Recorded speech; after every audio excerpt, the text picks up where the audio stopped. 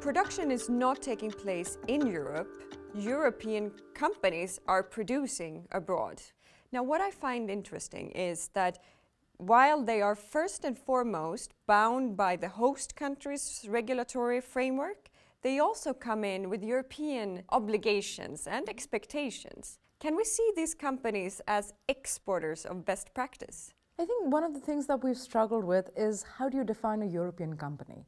Because the Rio Tintos and the Glencores, they're listed in London and in other European exchanges, but their roots come from Australia and South Africa.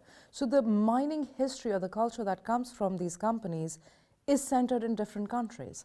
However, if they're headquartered in Europe, we accept them as European mining companies.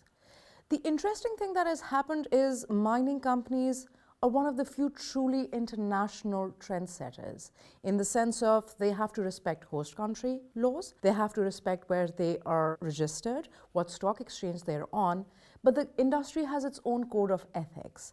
And that code of ethics is almost on top of all the regulations and enforcements that come from other sides. Is that a heavier burden on these companies than the actual regulation? I think it is, because for a company to do business, their code of ethics has to cater to, if they have IFC funding, then it has to include the IFC principles. If they have investors who follow Equator principles, it has to cater to Equator principles.